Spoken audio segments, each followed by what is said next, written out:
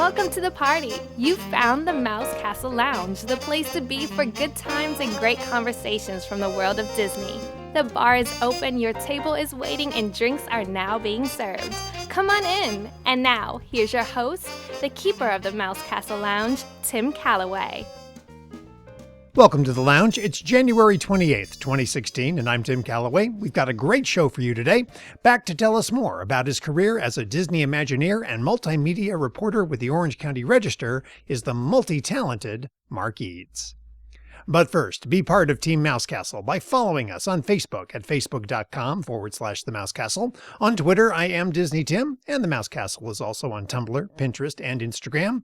You can share your questions and comments with us by emailing podcast@themousecastle.com or by calling our listener line at 702-475-5MCL. That's 702-475-5625. And of course, you can always visit the blog at themousecastle.com, where you can download the free Mouse Castle Lounge app for your mobile device. Just click the pic that says, Get the app. In our last show, historian Sam Gennawey and journalist Mark Eades shared their thoughts about Disneyland's upcoming Star Wars Land expansion. We had some lively conversations, and after the dust settled, Mark stuck around. He's back today to tell us about his fascinating career, not only in his current role as multimedia reporter with the Orange County Register, but also as a 20-plus year veteran at the Walt Disney Company. In 1972, Mark started out bussing tables at the River Belle Terrace at Disneyland before becoming a ride operator in Tomorrowland. After graduating from college, he interned at the Walt Disney Studios and eventually worked his way into WED Enterprises, later known as Walt Disney Imagineering. Mark had his hand in developing attractions for the openings of Epcot and Tokyo Disneyland, attractions that included Magic Journeys and Horizons. He worked on the Circle Vision 360 film American Journeys for the Magic Kingdom and researched the use of motion simulators for what would become Star Tours. Mark left Disney, and a few years after that began working at the Orange County Register. He's now a multimedia reporter for the Register, and Disneyland is his beat. Today, Mark shares with us what it was like to be inside Disney Imagineering and what you can learn by camping out on Main Street, USA for an entire day. Mark Eades is my guest today in the Mouse Castle Lounge. How you doing today, Mark? I am doing terrific. Having a lot of fun with what I do, and though it is a little rainy here in Southern California right now. Yeah. I understood that they, aside from covering stuff at Disney, they actually had you on Storm Watch this week. Yeah, it's one of the things that happens in Southern California is when there's a lot of weather, which of course we don't experience all the time. You kind of have to be prepared. And being a multimedia reporter, meaning I will write the story or take the pictures or shoot video, I'm prepared. So the back of my car has several bags in it with video equipment, umbrellas, rain gear, the whole 9 yards. So if I have to go out in it, I can. You're a true professional, sir. Thank you. You spent a lot of years with Disney, both working internally and covering it as a reporter. How did this all start for you? I actually started at Disneyland in the fall of 1972 as I was starting my college career at Cal State Fullerton. And my first position there was at River Belle Terrace, washing dishes and bussing tables. And eventually became a cook. And I stayed at River Belle for 5 years. I met my wife there. We're still married. We got married in 77, in August of 77. And then we actually violated one of the Disneyland rules that married couples couldn't work together. We came back from our honeymoon, and River Belle was going to go down for rehab. And then both she and I were transferring. I was going into attractions and she into merchandise. And the guy who was kind of the head personnel person for the area said, let them work together. Why spend the money training, So she and I were actually the leads and ran the place for about a week and a half. Then I went into Tomorrowland attractions and, worked things like Utopia and Subs. I was a part of the first males trained to work on America Sings, and eventually worked on Space Mountain. I worked Space Mountain my last summer, which was the summer of 79. And my college degree was film with an emphasis on, communications with an emphasis on film. So communications covered journalism, radio, TV, film, the whole gamut of stuff. I interned at the Disney Studios in the summer of 78 on you had to get an internship, right? And I was right. Might as well. I was there on a film called The Apple Dumpling Gang Rides Again, Ah, The sequel. Don Knotts and Tim Conway. They had, a lot of great actors in it. Ruth Buzzy was in it. Vic Tayback was in it. Harry Morgan was in it. Was Jack Phil Elam Mathis. in it? Because he was in everything in those days. Yeah, and you sit there, and as a filmmaker, you're watching these films Disney was making during that era because they were gun shy about these things. And you go, I saw so much stuff shot that they didn't use, and I go, man, if you just give it to, I hate to use this term, an adult to edit the film, it would have been so much funnier, But that was the formulas they were using at the time. Granted, they didn't spend a lot of money on those films. But of course, the way, and then I graduated in January of '79, and of course, the way to get a job in the film business is to get in the mailroom. And so I worked on getting a job in the mailroom on the Disney studio lot and worked it out as a transfer. So I kept all my seniority, my pension, and everything going, right? So I transferred to Walt Disney Studios into the mailroom. And it's so funny because it is a cliche to get your foot in the door. You start in the mailroom, and the thing is, I have talked to so many people who, yes, in fact, and you're the latest one, who started in the mailroom and worked their way up from there, got their foot in the door. Well, and that actually was a system that was put in place for a little while. Actually, when I came in there, the guy who was running the mailroom wasn't actually doing a very good job of trying to see where people would fit, but he retired. And Shirley Bench took it over, and she actually got pretty active about it. And I was well known on the lot, et cetera. And initially, I went into the animation department, initially as a vacation sub for the guy who was the production assistant. There was only one, his name was Joe. And that was during the era when, the Cal Arts guys had just come in, right? So you had Tim Burton there, and John Lasseter, and Musker, and Ron Husband, that whole crew. And I was in there, and it was supposed to be for Joe Morris's 4-week vacation, and they liked me so much they kept me. And I got to help set up the post-production unit for Tron and things like that. Fun. Yeah, and then Shirley Bench came over to see me. This was late 1980, and said, hey, let's face it, back then the animation department wasn't exactly doing a lot of really fun. It was in kind of a fallow period in the 70s and early 80s there. Yeah, it was the Black Cauldron, which was taking an interminably long time. And Shirley came over to see me and said, hey, I hear they need this person to work on the Epcot project, answer phone, stuff like that. And it was on stage 2, which is the Mary Poppins stage, where they had set up mock-ups of the projections, for Epcot, because there was no way they could look at their films. So I went over and met with a guy by the name of Ray DeLue, who's an old editor. Technically, I was in the editorial department, but I was a post-production coordinator. I sat in a little mock office on stage 2 with the 2 editors and the 1 assistant they had on staff all at that point, and started answering the phones, and then eventually started running that stage in terms of booking the projection and all of that. One of the things, and this was classic at Disney then, is Disney was an old boys network, right? The studio then. And Ray really wasn't the kind of person they needed to be running the post-production of Epcot. I'm trying to be nice about it. And we had a screening we had to set up for, Randy Bright was the executive producer for all the films for Epcot. And we were going to put together a screening of a couple of things for the Exxon Energy Pavilion, because the Exxon bigwigs were coming in. And we had put together essentially some clips of what's known as the Theater 2 film. It had virtually nothing of Theater 1, which was the animated kind of pre-dinosaur thing. We had a black and white story reel of the pre-show film that Emil Raddock was producing. And we had some line drawing animation rough of the finale film. And because of the way the energy projections worked, we actually had it set up in 2 different areas there.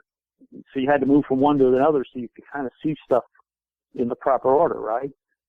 Well, Randy had decided that he just wanted to look at 2 of the things, which was the pre-show film and the finale film.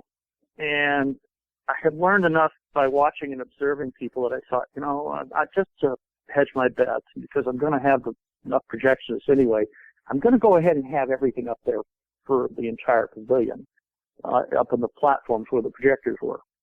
So in walks Randy and Marty Sklar, and I'd gotten to know them a little bit with some of the screenings we had. And Card Walker was there, Don Tatum and Ron Miller and a few other bigwigs and a bunch of people from Exxon. The plan was to show them those two things, and then they would go to lunch. And there was a lot of time allowed, I guess, for discussion. At any rate, we ran things, the first two things that Randy had planned, and then Randy goes, you know, they're standing up and they didn't talk a lot, and it was clear to me that they kind of wanted to see more. And Randy goes, well, I don't know if we can set this up, but maybe we can get the stuff out. It might take a little while for us to get it out to see the other two theaters for you to take a look at. And he turns to me and says, Mark, how long would that take? Should we go to lunch and back? And I go, Randy, give me 5 minutes to move the projections. I've already got the stuff up there. Ding, ding, ding. And I say this out loud, not intending to embarrass anyone, right? I'm a neophyte, right? I'm a young idiot. And Randy kind of does a take, and he looks at the guys, and then he says, the wonderful thing about working on a project like this is you discover how intelligent and forward-thinking some of the people that work for you are. Nice. I didn't think anything more of it. We ran it, and then they went off to lunch, and I, went about my business. Nobody said anything to me. Yeah, but you looked good in front of the big shots. That's never a bad thing. Yeah, but I wasn't trying. I didn't know if I was embarrassing. After that, I thought, oh, shit, I probably embarrassed.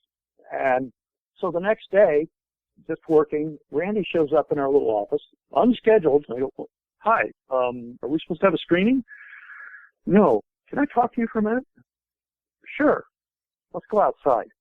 Okay. Okay. The two editors in there going, uh-oh, what's Mark done now, And we go outside, and it was stunning because he said, I wanted to tell you how impressed I've been with your work. Apparently I've been noticed, and you really did a great job, and you didn't embarrass me, and it really made us look good. Okay, well, thank you. And I wanted to see if maybe you'd like to take over the running of post-production for Epcot. Oh, just like that. Yeah, basically. Well, what about Ray? Well, we're going to have to keep him on because of the corporate politics, that essentially you're going to do it from now on. What would it take for you to do that job? Basically, I was going to get the job without the full post-production manager title, right? And I said, well, a raise would help, Yeah. Okay. Titles are nice, but yeah. Now, remember, this is 1981 early, and he goes, how's $100 a week sound? That's a lot of money back then. Mm-hmm. That's $5,000 a year. That's a pretty good raise anyway, but back then, that's a big raise, right?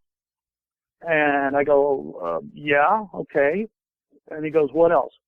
He kind of opened the door, and I said, well, frankly, if I'm going to do what you are asking me to do, knowing the corporate structure at the studio and the old boy network, they're going to basically want to get rid of me when things are done because they like things status quo, and I'm going to disrupt the status quo.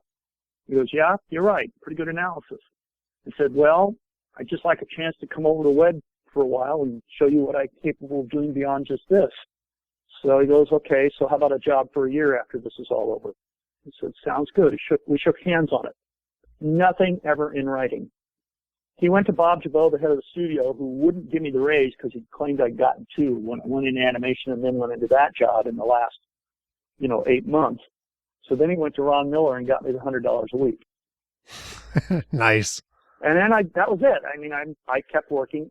Then Bob Jabot realized he'd kind of lost the battle, so he actually offered to let me go salary and get the salary benefits, except I was sitting there going, we were planning to have our first kid, and I said I'd rather get the overtime, so I stayed hourly.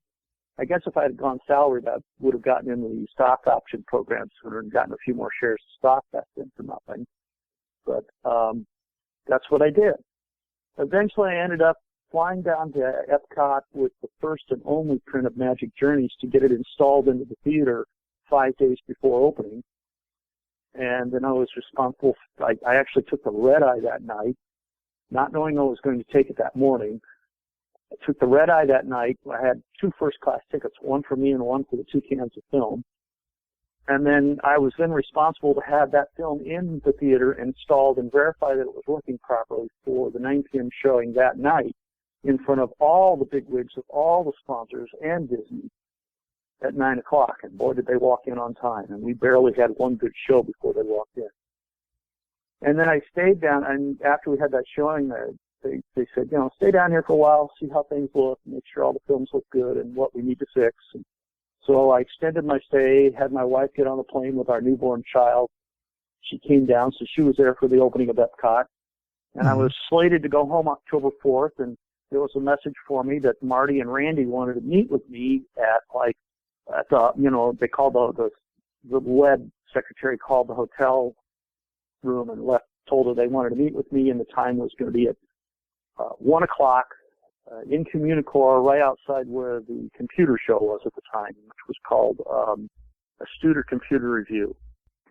When you went down there, you always had to let that office know where you were, type thing, so they could get a hold of you. Remember, there weren't cell phones back then. Exactly. They had to, a little tougher to track you down.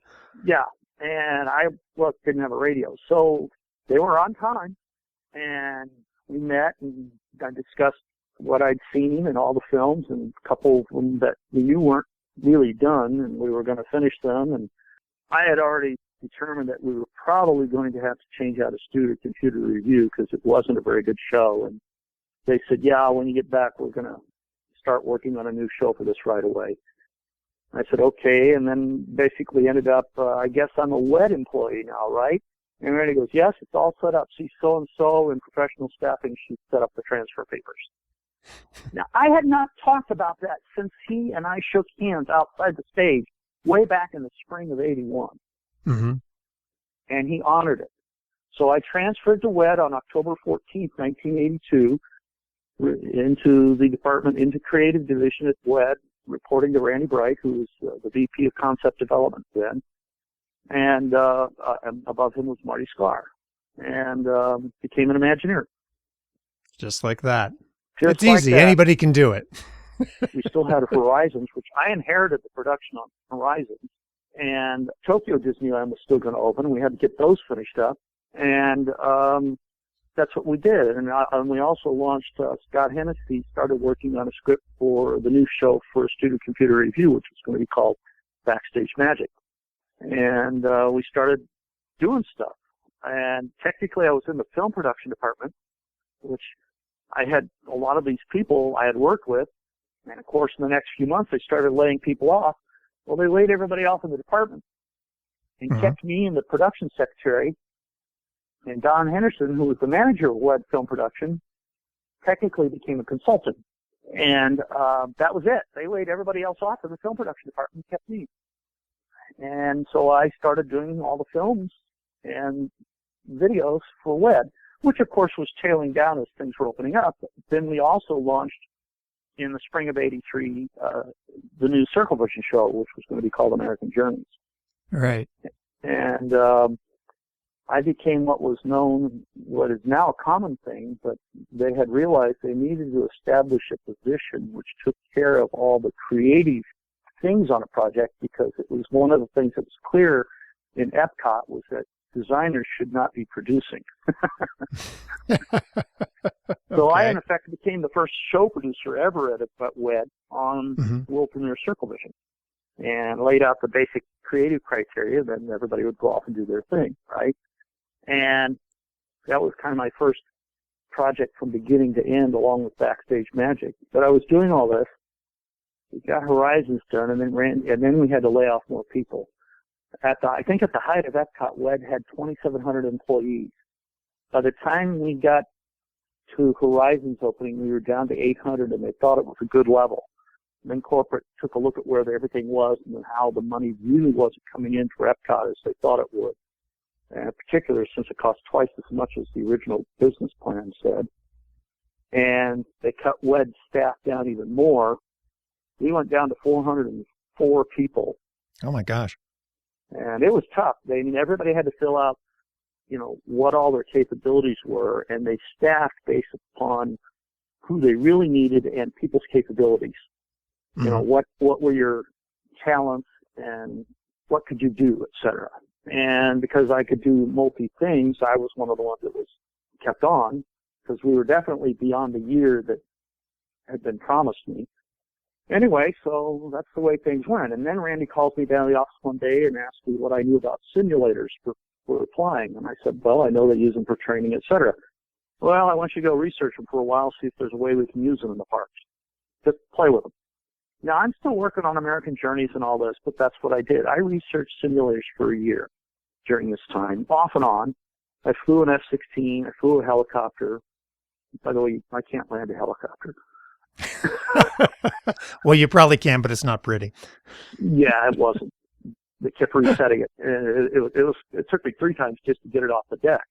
At any rate, I also went to Daytona Beach, where GE had a facility where they had a computer-assisted simulator for a tank simulation program for the Army. And just what can we do? And I ended up writing, and I wish I had brought home a copy of that memo when I left the company, because I wrote a treatise on how to use simulators, which said, you have to pretend like you never really actually fly when you go to an airport. And the analogy I laid out was, when you go to an airport, you actually get aboard a plane. You go inside this building with these huge windows where you see the airport functioning outside. Well, those aren't windows, they're rear projection screens, and that's all a model work done on film. Then you go down a tube and you enter another tube about which you see out windows. Well, those windows are really video screens. So you don't really fly. So I said, what we need to do to make this, if we really want to truly make this work, a la like Flight to the Moon, but even better, or Mission to Mars, is take it to the next logical level. When you enter the facility, you should go into either the maintenance bay or a passenger terminal type experience plus a maintenance bay. You should see and walk around the vehicle or one that's like you're going to board. So, you need to build a suspension of disbelief. Create the environment. Right. And that whole thing. And I had, as part of the thing, I had invited all the people in creative, et cetera. I mean, we were down to 400, so it was no big deal. Say, hey, if you got ideas for storylines we could use for a simulator type of attraction, send them my way. And they did. I had like 70 some odd things submitted. I ended my thing up saying, what would be fun would be to perhaps take a ride on the Millennium Falcon, and then when we land, we disembark into the Mos Eisley Cantina. Now, realize this is back in 1984, right? You were ahead of your time, sir. You were a visionary. So then we went through the whole thing where Eisner and Wells were brought in, et cetera. And then when they came over, they presented the simulator concept with George Lucas. So the deal was made, and then a bunch of us were collected into, Randy tended to put people into a room and say, okay, I need you to brainstorm ideas for a story for using the simulator in the Star Wars universe. And there were like 11 of us in the room. And that's the way we did things. We would just pitch ideas, and it was really like a writer's room, okay? Mm-hmm. Just throw ideas against the wall and see what sticks. Put them on index cards, play with them. Out of that, the storyline evolved that night into what eventually would become Star Tours. But the idea was that there was a fictitious company. It was sometime after Return of the Jedi, and there were still remnants of the Empire out there and all of that, which oddly enough fits into the canon. And right. We knew there were certain visual things that everybody wanted to do. You had to do the trench thing, just because, you wanted to feel that instead of just see it. Oh yeah, I mean, you're totally missing an opportunity if you can't blow up the Death Star. I mean, hello. Yeah, back then, and the idea and the original storyline was almost 11 minutes long, and but then it became okay. Tom was named the show producer. I was going to deal with it because of the media involved. So we were the two, what you would call, key leads on the project. John Stone, several others did great jobs in there. I mean, there's a lot of credit to be shared with a lot of people. At any rate, we started working it there. And first we had to hone the script down because it did a thing and said, okay, we knew we were going to have 4 simulators in the building. We were working on Disneyland at the time and seating 40 per person. And they wanted to try to get to 1,600 an hour. We had to work out the load, unload, and all of this because that's part of your cycle time to get to that theoretical capacity. And, it was an amazing job by a really great team. One of the things I said is whatever we have to do technically, we need to make sure it's part of the show. So we're not giving it away. So, it's like the blast door, because they were film projectors. To me, I'm a little disappointed in the new system because they're using digital projectors. They could have a freeze frame and no blast door, but I get why they did it. But because it was a film projector and because you had to have everything stop in case there was a problem loading or unloading. So the film projectors couldn't just continuously run. What if people aren't seated with their seatbelts on? Right. You see what I mean? So for safety purposes, the film projector had to be stopped during load unload. The simulator has to be down, which means it can't operate, which means the hydraulics has to be off. Okay? All of that was a safety consideration. But we built all that in, if you think about it, we built all that into the storyline and the script. We had the fake commercials out in the lobby area, which I produced. All those things, but it all went to the suspension of disbelief.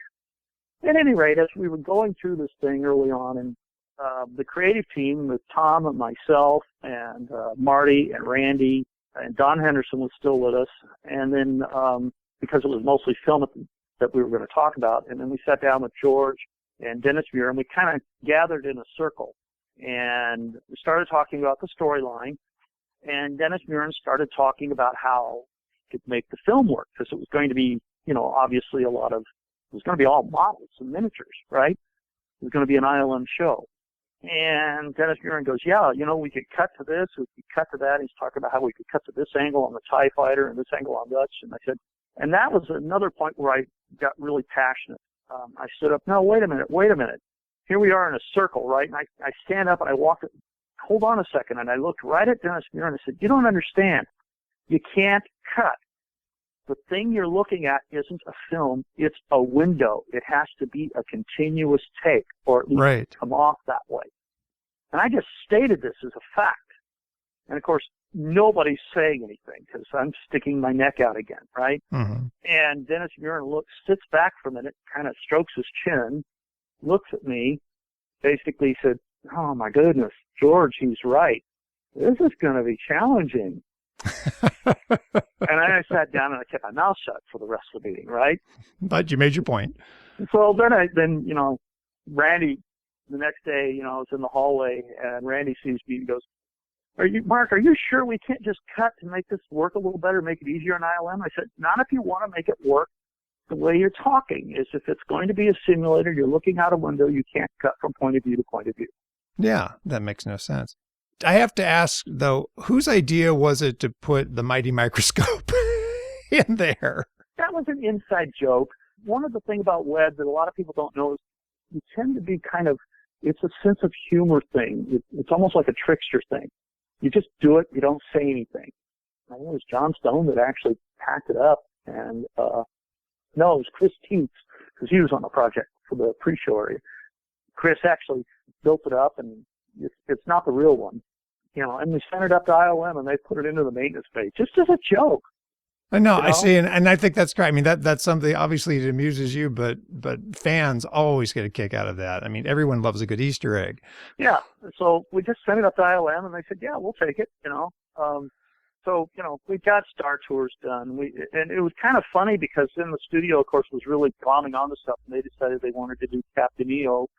It was interesting when they were talking about doing a 3D film, and they came to me with a 3-paragraph outline of what they wanted to do and asked me how much it would cost. And I wouldn't do a detailed budget. I said, you're probably looking at $16 to $18 million. Can you put that in a memo? I said, sure. And I put it in a memo, and Sandy Ravens, the studio, just, that's not going to cost that much money. And I said, look at all you're going to have involved. You don't even have a director yet.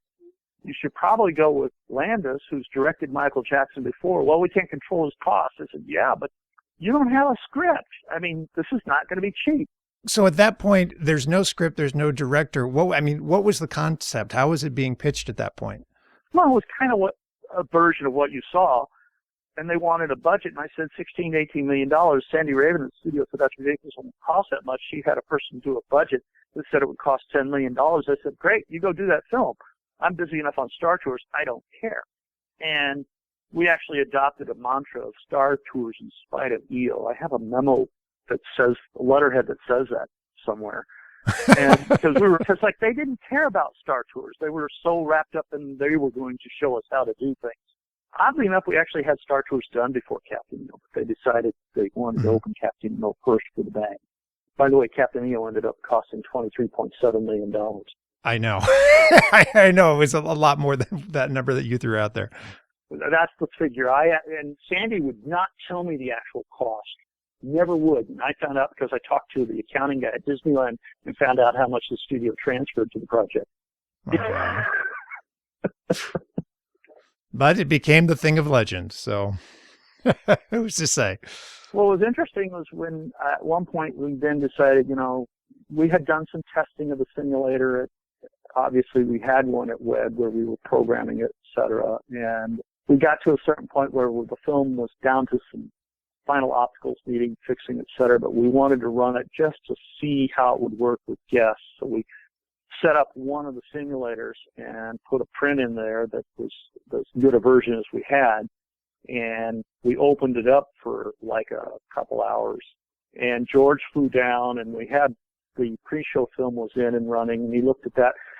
What was odd about the time was George had chopped off his beard at the time, and he'd gotten in the park and nobody knew where he was, and I'm sitting in the pre-show looking at the pre-show, the fake commercials, making sure those squares were blinking, et cetera. And this guy walks in, I don't recognize him at first, and then I realize, he goes, hey, that looks pretty good.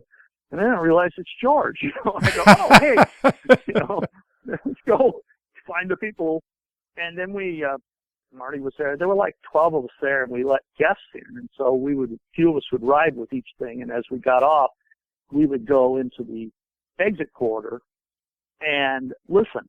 Mm-hmm. And what was so funny was out of one of the rides, we all rode it first, then we got in the exit corridor and just listened. Just one or two people would ride it just to see how people were reacting to the motion base.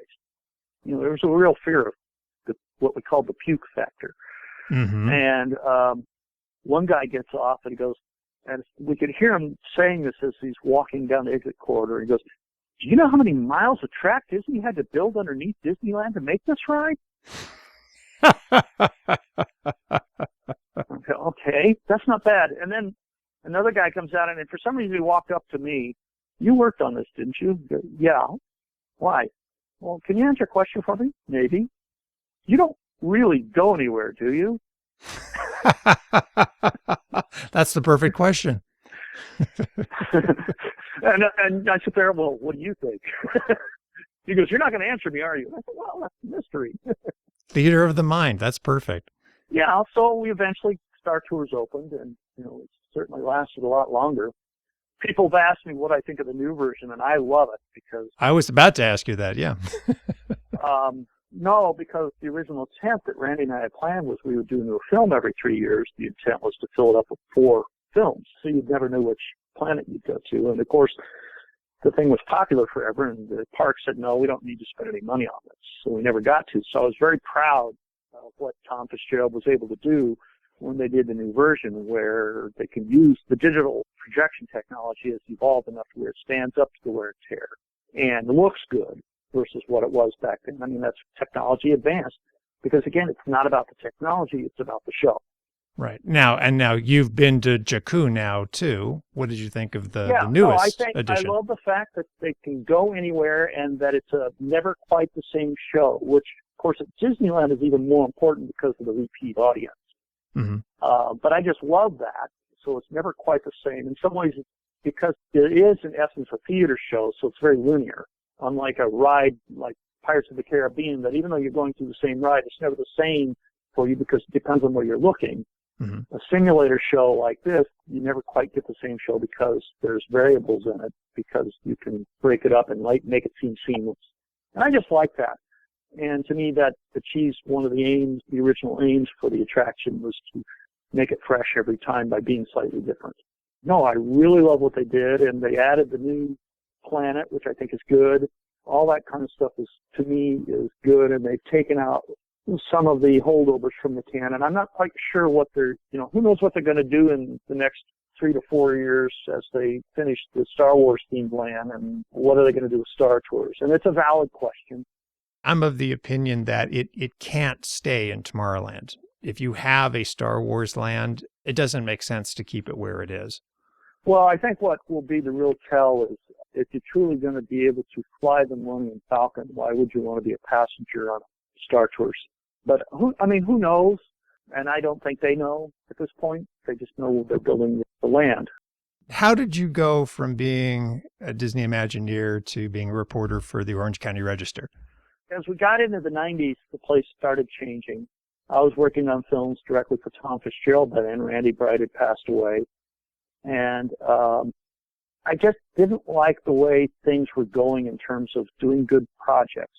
And it became even more and more of a fight the egos battle versus what's right, okay? I was slated to work on Honey, I Shrunk the Audience. I had finished the redo of Golden Dream in 93 for American Adventure. I was very proud of that. And I was on the Honey, I Shrunk the Audience thing as what they call the media producer. And we had a presentation to Frank and Michael. And by then, Frank had announced that when his contract was up the next year, he was not going to renew and was taking less of an interest. And I was under a contract with Disney. One of the things Frank had recognized is you need to let people like me be protected at the time. Anyway, we had the presentation of Michael and Frank of Honey, I Shrunk the Audience. And part of the presentation was not just the concept, but the budget. And the budget had breakdowns of film, in-theater effects, and some other things, right? And they said they loved it, do it, only we couldn't afford to spend the money on the in-theater effects. So, you have kind of a little, afterwards, and go back to the offices, and I see Tom, and he and I sit down for a few minutes. I said, Tom, I've got to rewrite this, have the script rewritten, because the show will not work. And we were looking at probably starting to film in like a month, right?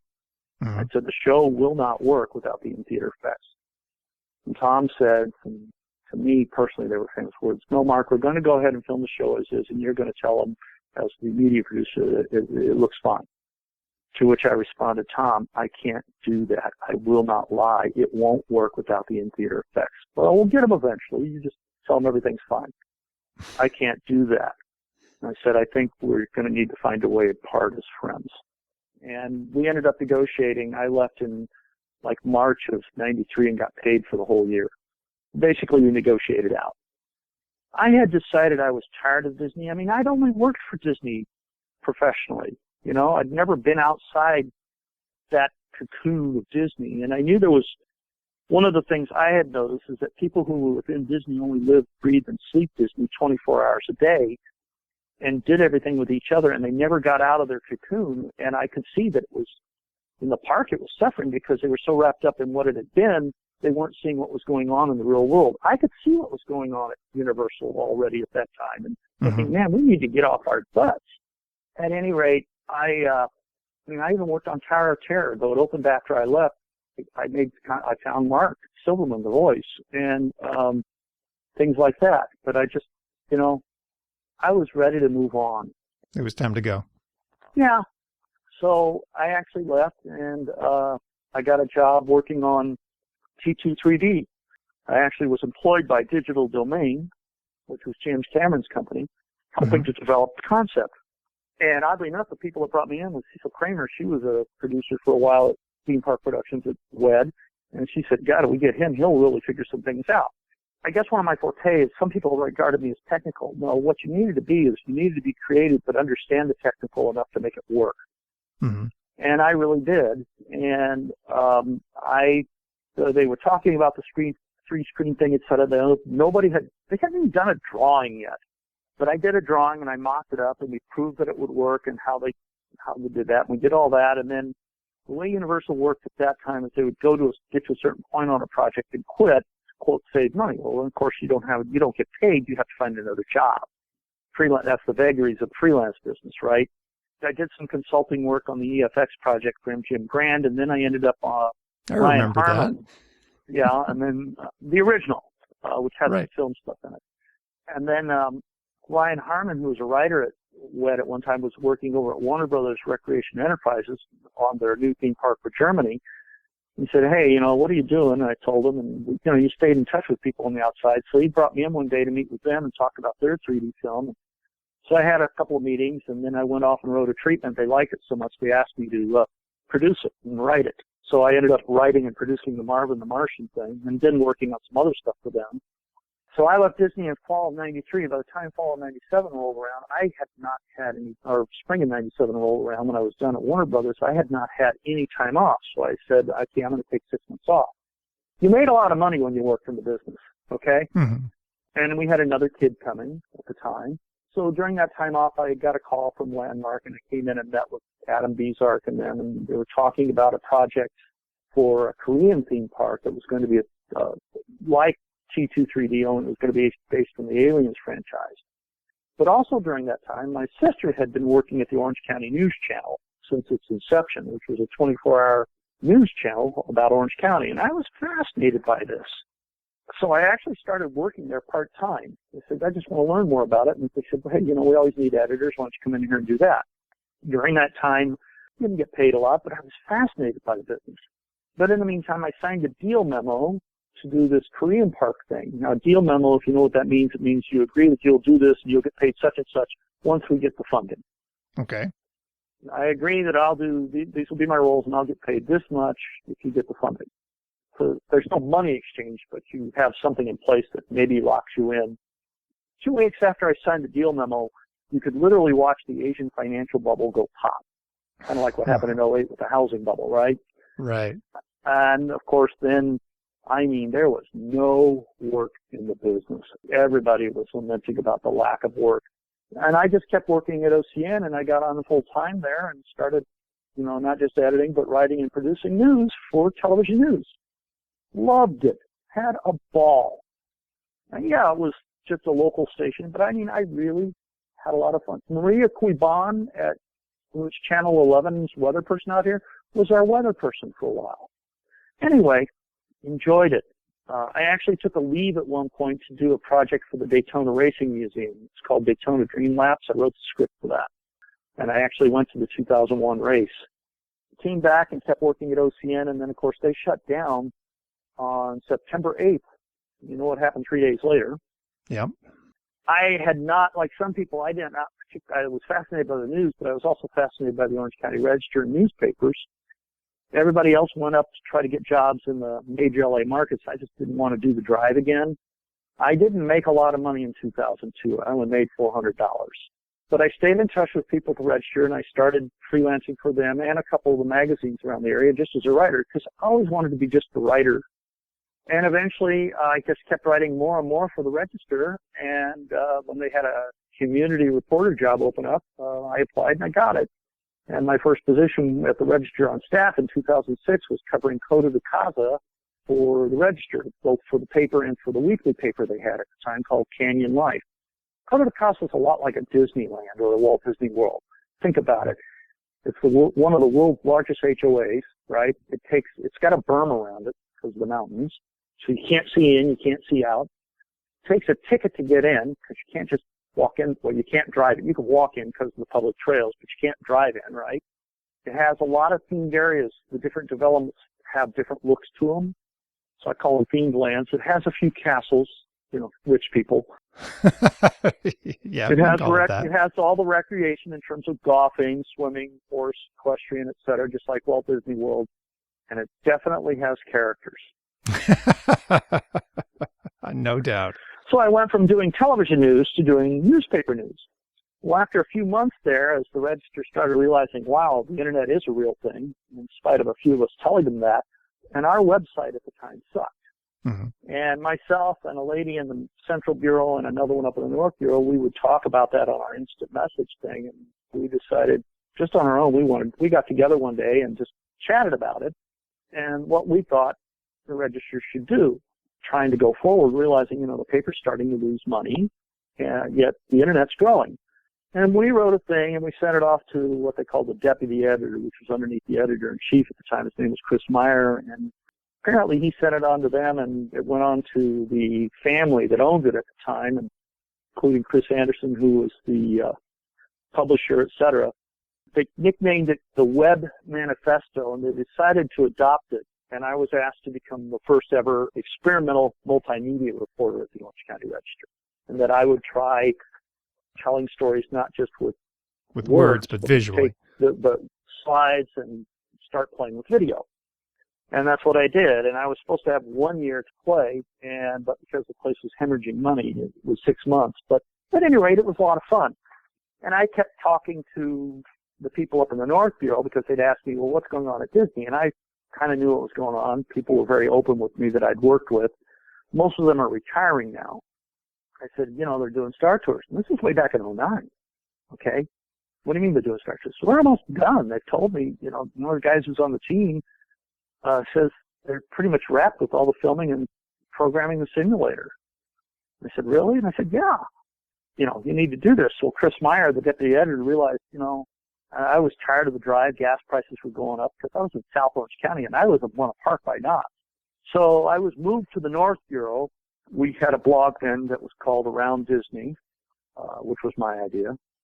So, within a couple of weeks of me moving up there, they said, we're going to be making a major press announcement. You can bring all your people over here. And this was when they were going to be revealing to us everything they were going to do at DCA. They'd already opened Midway Mania, and we knew stuff was going to happen.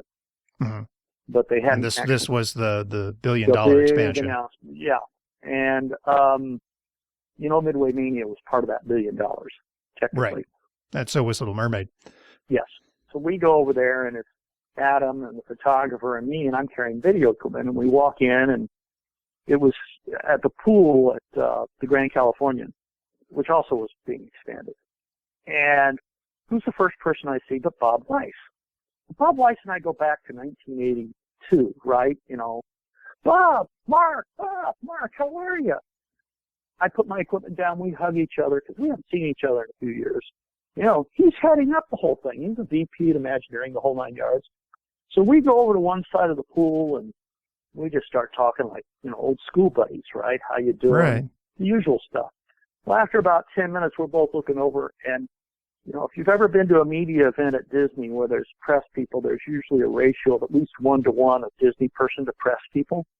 Mm-hmm. So we're on the opposite side of the pool from almost everybody else. Very, semi-private, just the two of us. Nobody's around us. But I look over, and then he looks over, and we can see just about everybody who's wearing a Disney name tag. And I didn't know any of them. I knew John McClintock's name, but I really didn't know any of them, right? Right. And we're being stared at.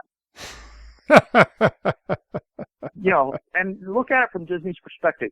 Bob Weiss, the senior creative executive vice president at Imagineering, in charge of the whole expansion at California Adventure, is having a conversation with, and they didn't know my background. Okay, mm-hmm. They didn't know who I was, with a reporter, and nobody's over there listening in. And he greeted him like he'd known him a long time. So you could just tell none of them knew what to do. And I look at Bob, and Bob looked at me and he says, we probably ought to explain a little bit about my background. And he goes, yeah, we probably ought to let them know everything's okay. So, we did the press conference and all that stuff. Well, that was '09. That was the anniversary of the Matterhorn was coming up, right? Right. Adam had been trying to convince Disney to let us go inside and up on top of the Matterhorn so we could do an extensive story about us. Mm-hmm. They had said no. 3 days after that, presser, Adam gets a call out of the blue, and they said, we've decided we're going to let your photographer and videographer go up inside the Matterhorn, and you can come too. Nice. Adam told me he was really surprised because it was out of the blue. We figured, okay, we'll do the best we can without him. And he asked him why, and the reply was, well, let's just say having Mark Eades on your staff is a good thing. You have the best job insofar as, and I realize this is just one story, but this to me, you were kind of, living the dream for those of us that enjoy covering Disney. Last month, you sat on the porch in front of the Silhouette studio on Main Street from open to close and just observed. I had a ball. What did you learn? What was your takeaway from that? And did anything surprise you? Did you learn something just by observing people going their way through the park? Yeah, I had actually thought of that idea a few years ago, and then I was laid off by the Register for a year, then brought back, and especially to cover Disney by the editor-in-chief now. And I kept thinking, I still want to do that. And initially it was like going to have to go through Disney, and I'll have a video camera there, and they'd put wiring out there, and it'd be almost like a radio thing. And then I got to thinking about it more and said, I just want to spend the day on the porch. And I just thought it would be interesting to do that. And then as I thought about it more, I said, I'm just going to do it, and I'll just have my phone. That's all I did it with.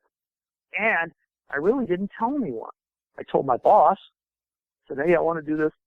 I report directly to the editor-in-chief of the Register, and he says, write whatever you want, Mark. I like what you do. So I really didn't tell anybody. I mean, if you go back and look at my Twitter account, you can see the stuff. I just did it as a tweet that day, right? Right. And I just decided to do it. If you go back and look at the tweets, that's how I handled it. There was nothing in the paper telling anybody I was going to do this. So I just started tweeting it and just observed. Yeah, there was a lot of interesting things. Most of the key things I kind of wrote about. If you look at the 50-slide slideshow, it's a lot of what I thought were interesting things, and just observing and kind of watching the traffic flow, how it changed on the street, and then how it kind of got stagnant as people started gathering for parades was interesting. I was fascinated by, the lady who sits down and she starts pulling off these ratty socks and putting on new ones that she bought. Okay, they're the little moments. The first thing that happened that I thought was ironic was a woman. I was actually standing up against the rail, and she walks up and said, "Can I borrow a pen?" I have a couple pens sticking out of my pocket, and I am a reporter, right? Sure. And then, then I asked her what for, and it's because she wants to write down on her hand the pin she'd come up with for the locker she'd rented. And she didn't want to forget it. And so then I tell her who I am, and I take a picture of her. And not only I write her pin on her hand for her, I tell her what I'm planning to do. Well, we'll check back with you later. And then I write out on my little recorder pad her pin, and I hand it to her. So she had it on paper as well, right? And they came back by and said hello. I was fascinated by the guy who sat down, and turned out he was a flight attendant for the Australian Airlines. Qantas, yeah. And he bought a pass just because on his layovers he liked coming there, and he'd come over when he was up, just spend a few hours or whatever there. Okay, that's interesting. To me, it was like the old sit on the front porch in the neighborhood that had front porches back then and visit with people. And that was fascinating, watching the traffic flow change. You have the initial rush with the rope drop, and then it's kind of slow, and then, then the horses and the vehicles come out. And then after about an hour, from about 10 to 11:30, it's really everybody, for the most part, is moving up the street. Mm-hmm. A few are going against the tide to go to the other part, but for the most part, everybody's moving north. And then what was interesting to me was during the lunch period, 12 to about 1, I noticed that there wasn't really as much traffic, and you could tell a lot of people were eating lunch somewhere. And then you'd see the parade placement, and then, of course, you'd start seeing the exodus out, the traffic start flowing the other way and all that stuff. It was just interesting to sit there all day. I love the lady who came up, curled up, and fell asleep on the porch. Just how she's had it. Well, Mark, this has been an absolute pleasure. I appreciate you sharing all your stories and experiences, and continue your good work at the Orange County Register. And thank you so much for spending time today with me in the Mouse Castle Lounge. Oh, you're very welcome. I have enjoyed it. And that will do it for this edition of the Mouse Castle Lounge. Thank you to Mark Eades for being my guest. Stay up to date with everything going on in the Mouse Castle Lounge. Subscribe to us on iTunes, Stitcher, or SoundCloud. You can also download the free Mouse Castle Lounge app, which you can get right now by going to themousecastle.com and clicking Get the App. Anthony Reynolds and I host Inside the Mouse Castle with your weekly dose of Disney news, information, and commentary. Do give us a listen, won't you? The Mouse Castle Lounge is not affiliated with the Walt Disney Company. I just like to talk about them. I'm Tim Calloway. It's been a blast as always, so let's do this again real soon. Take care.